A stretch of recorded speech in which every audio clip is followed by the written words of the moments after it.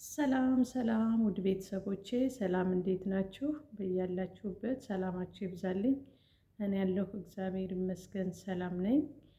ይህን ቪዲዮ ስትጀምሩ ሰብስክራይብ፣ ላይክ፣ ኮመንት፣ ሼር አድርጉ እና ዛሬ የመጣሁት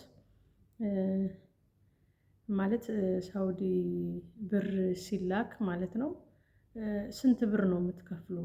የእውነት እኔ ብር አስልኬ ነበርና ከዛ ወደዛ ስንት ነው ማለት እኔ ዱባይ ነኝ፣ ግን ደግሞ ከዛ የሆነ ብር ፈልጌ ነበርና ጓደኛዬ ወደዛ ልካልኝ ነበርና ስንት ብር ነው መላኪያ የምትከፍሉ ማለት ነው። ማለት በተለይ ደግሞ ምንድነው ይሄ ጠፍተው የሚሰሩ ልጆች ስንት ብር ነው እንትን የሚሉ ማለት የምትልኩ በስንት ብር ነው ማለት እንደ ብሩ ብዛት ነው ወይስ ደግሞ በብሩ እንትን ነው? ብሩ ሲበዛ አብሮ ይበዛል ነው መላኪያው ወይስ ደግሞ ኮመን መላኪያ አለው? እኔ እንግዲህ እዚህ የማውቀው 20 ብር ነው። በቃ ምንም ይሁን ለታክሲ ለምንም አንከፍልም። ቤት ድረስም ከፈለጉ መጥተው ይወስዳሉ፣ ከፈለጉ ደግሞ ባንክም እንትን እንላለን እና ግን እኛ ቤት መጥተው ነው የሚወስዱ። ከ20 ብር ውጭ ለምንም ነገር አይወስዱም እና በጣም ገርሞኝ ነው ማለት ሳውዲ ያላችሁ ልጆች ኮመንት ላይ ጻፉልኝ።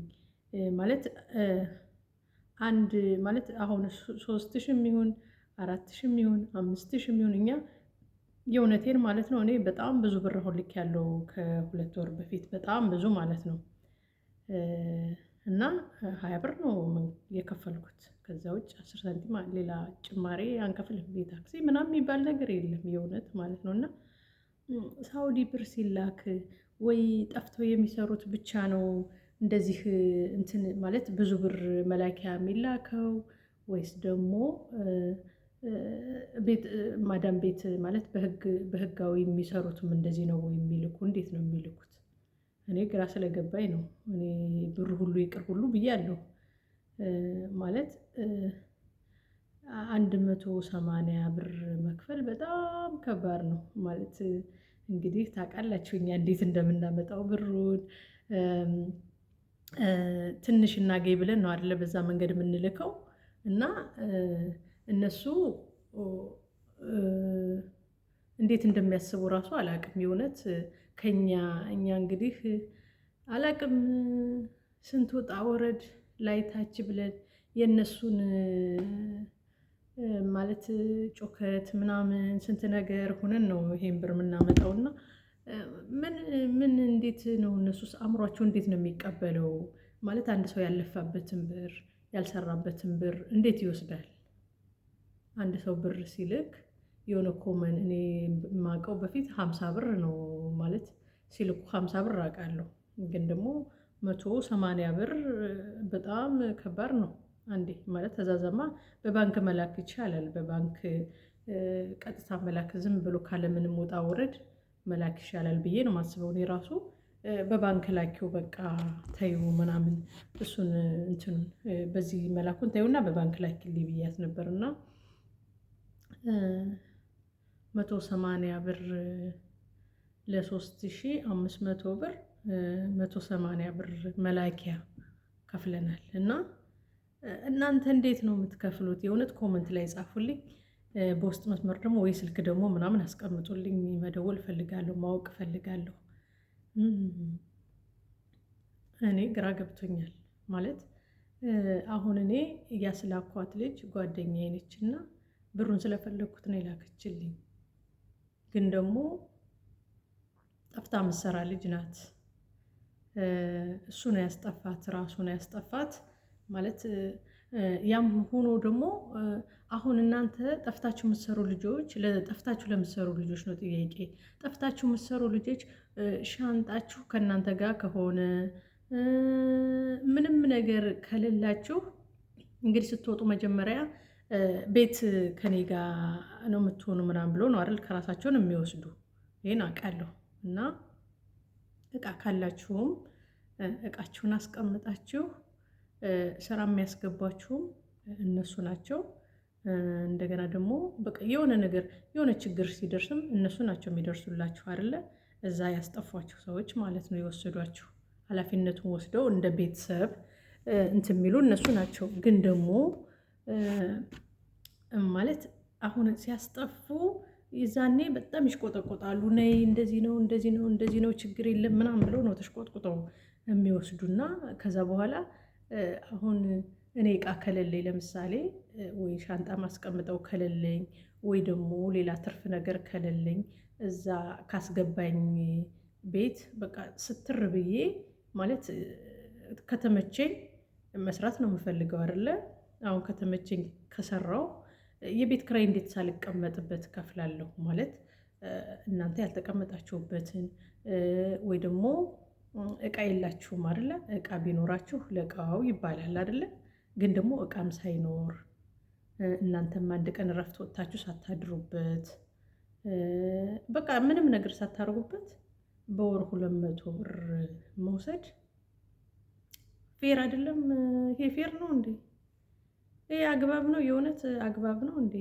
በጣም እኔ ማርያምን በጣም ነው የሚገርመኝ። ማለት ምንም ነገር ሳይኖር በየወሩ 200 ብር ይወስዳሉ። ብር ሲልኩ ደግሞ ካላግባብ ይወስዳሉ። ይሄ እንዴት ነው የሚበላቸው? ከኛ የወሰዱት ብር እንዴት ነው የሚጠቅማቸው? መቼም ትዳር፣ ልጅ፣ ቤተሰብ ይኖራቸዋል እነሱም እንደኛ ማለት ነው። እና እንዴት አድርጎ ይዋጥላቸዋል? ማለት እኛ እንዴት እንደምናመጣው ብሩን ሁሉን ነገር እነሱ ካልተረዱን ማንም ይረዳን? የእውነት ማለት ነው ማን ይረዳናል እነሱ ካልተረዱን? እና ምንድነው እኔ በጣም ነው የገረመኝ የእውነት። አሁን ልጅቷ የቤት ክራይም ትከፍላለች በየወሩ 200። እንደገና ደግሞ እኔ ነኝ ይሄን ብር ላኪልኝ ብዬ አስላኳት እና 180 ብር በ3500 ብር መክፈል በጣም ይሄ ህግ ምንድነው የሚባል በቃ ደስ አይልም። የእውነት እንተሳሰብ። እናንተም ቢሆኑ በቅጥ አርጉት። ያውን የምታስጠፉት ቤት የምታከራዩት ስራ የምታስቀጥሩት ሁላችሁም በቃ ግን ደግሞ ኃላፊነቱን የማይወስድ ሰው አለ። አሁን አስጠፍተው የታክሲ ካልከፈልሽ አላስጠፋሽም ማለት ከዛኛው ቤት ካልተመቻት ልትወጣ ስትፈልግ ብር ላይኖራት ይችላልና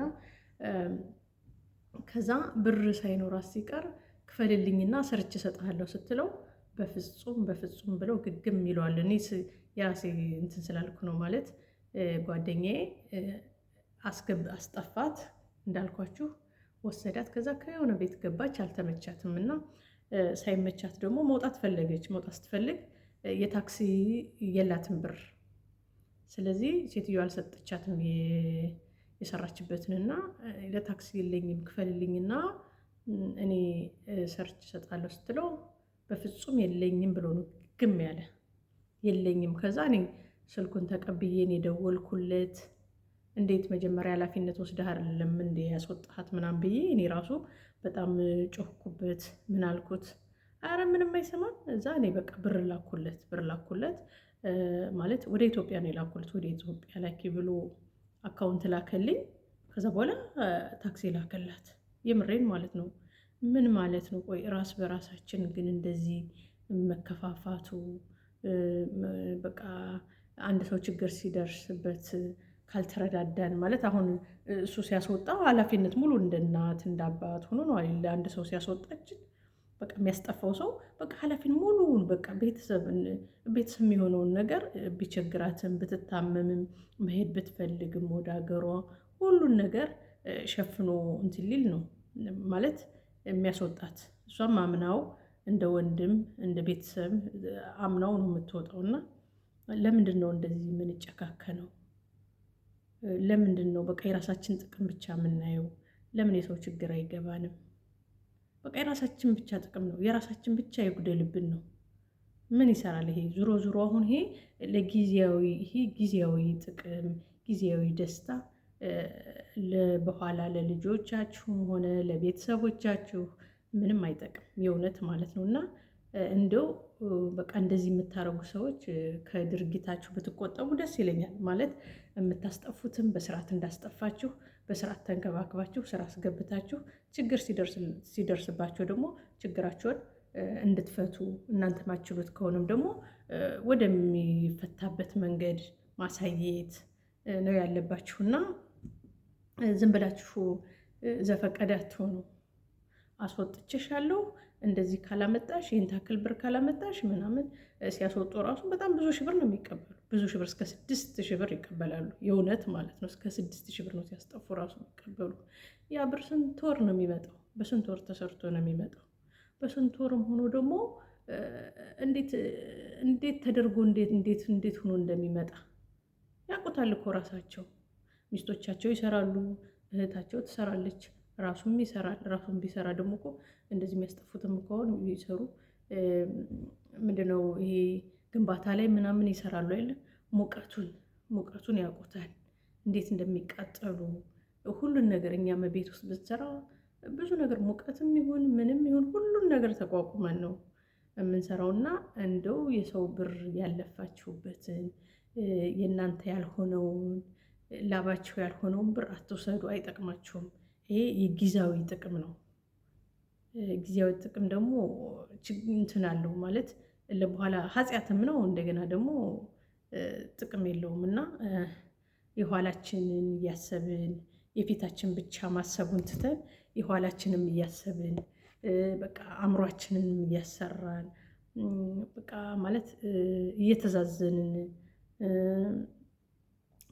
ምንድን ነው ራሱ እንደው ምን ጎደለሽ፣ ምን ሆንሽ፣ አልተስማማሽም፣ ተስማማሽ ምናምን ተባብለን እንትን ብንል በጣም ደስ ይላል። የእውነት ማለት ነው።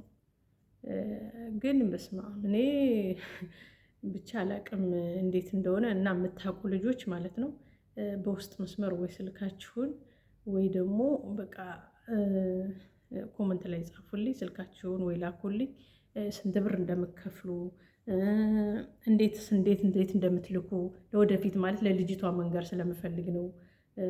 እኔ አሁን ስልክ አላነሳልኝ ብላ ነው እንጂ ላስገባት ሁሉ ፈልጌ ነበር። እነሱ አላሰማችሁና እንዴት እንደምትልኩ ማለት በምን መንገድ ነው የምትልኩ? እንደዚህስ 180 ብር እየከፈላችሁ ነው የምትልኩ? እስከ 200 የሚያስከፍሉ አሉ ብለዋል። እና እንዴት መላክ ማለት እንደምትልኩ ንገሩኝና ልጅቷ እንዴት መላክ እንዳለባት ከዚህ እንድትቆጠብ ማለት እንግዲህ ብር ሲልላክ 180 200 የሚላክ ከሆነ ምን ዋጋ አለው? ስለዚህ ልጅቷንም መንገዱን እንድነግራት ወይ ስልክ ካላችሁ የሳውዲ ልጆች የምታዩ ኮመንት ላይ ጻፉልኝ፣ ስልካችሁን ጻፉልኝ እና በውስጥ እናወራለን። ለልጅቷም ወይ ደግሞ አገናኛችኋለሁ። እሷ እንዴት መላክ እንዳለባት ያው ጠፍታ ስለምትሰራ ጠፍታችሁ የምትሰሩ ልጆች ትኖራላችሁ። ሀሳባችሁን እንድታስቀምጡ ይፈልጋለሁ። አመሰግናለሁ። መልካም ጊዜ ይሁንላችሁ።